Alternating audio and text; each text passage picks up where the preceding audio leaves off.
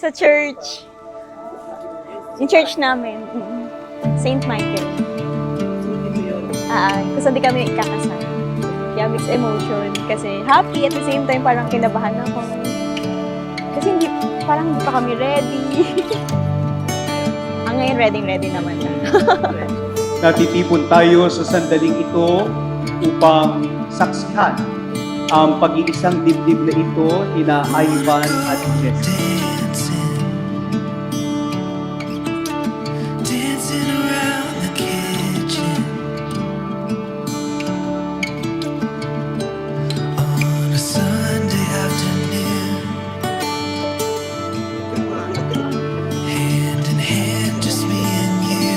Excited na kinakabahan. Siyempre kasi, yun nga, pakakasalan ko na yung babaeng gusto kong makasama habang buhay. Actually, ano pa lang kami, 5 months.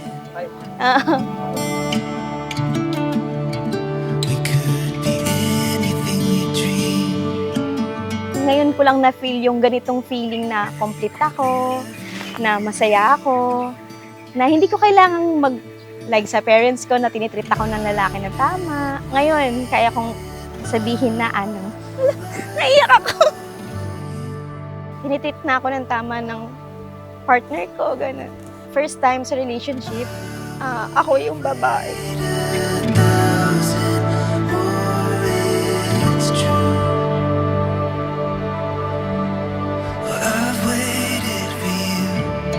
Alam mo naman na ikaw yung best friend ko.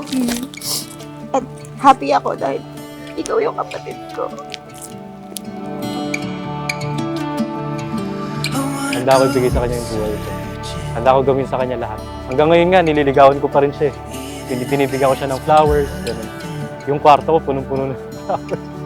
Kasi every time na uuwi ako galing work, syempre may miss mo. Pag nakikita mo siyang masaya, pag binibigyan mo ng mga bagay-bagay, talagang masasatisfy ka. Ayun, kasi yung ngiti niya, yun yung the best eh. Yung ngiti niya, the best sa lahat.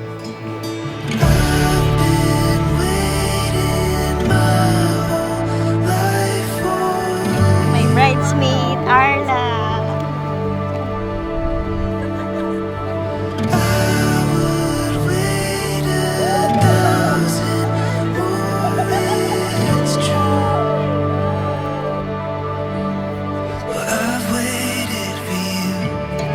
Thank you sa inyong dalawa. Nakitipid sa catering. Hindi, mahal na mahal ko kayo. Hindi ko kayo iiwan. Love you too.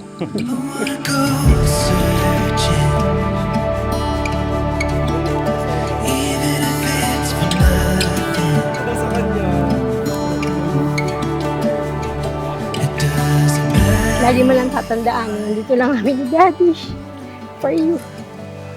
Congrats! And best wishes sa inyo ni Eva.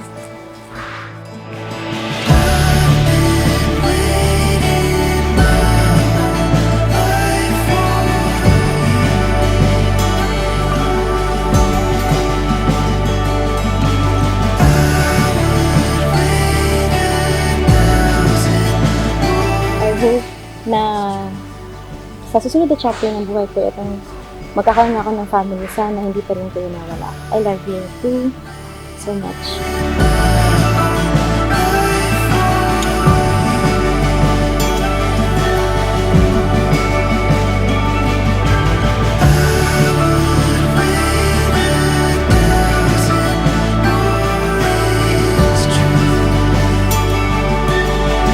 Dahil dito, iiwan ng lalaki ang kanyang ama't ina at magsasama sila ng kanyang asawa. At sila'y magiging isa. Ito na yon, yung pinapangarap natin na first day pa lang sinabi mo sa akin na naging tayo, pakakasalan mo ako. So, excited na ako makasama ka, tsaka bumuo ng family with you. Thank you and I love you.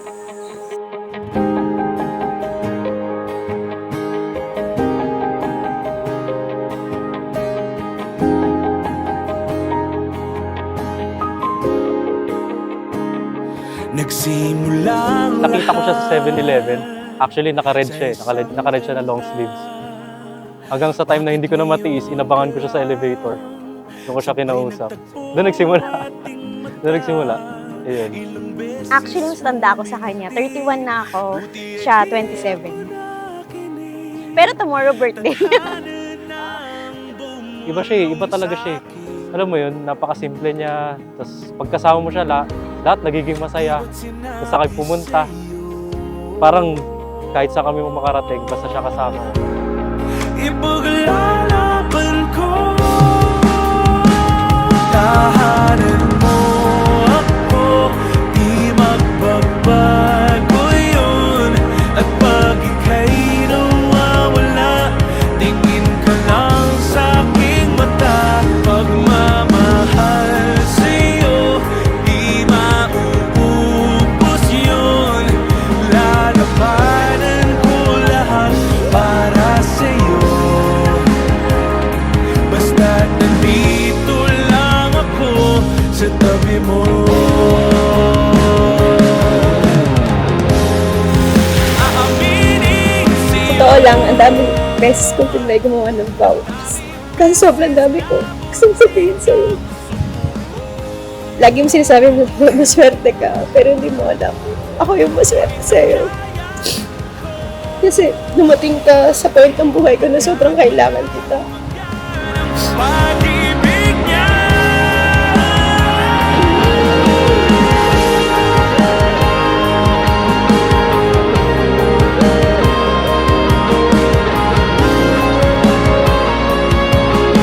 Ang tunay na pag-ibig ay hindi umaalis. Ang tunay na pag-ibig nananatili sa hirap at ginhawa, sa dusa at bigat. Na ang pag-ibig ay kayang manatili at ang pag-ibig ay tapat. Ang bait ni Lord kasi alam niya talaga kung sino ang taong para sa'yo. At ikaw yung binigay niya.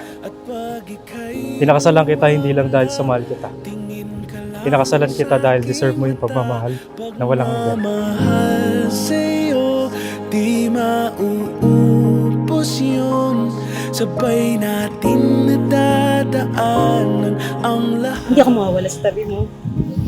Mamahalin kita hanggang kamatayan. I love you. I love you too. Hanggat sa kunin tayo ng may kapal.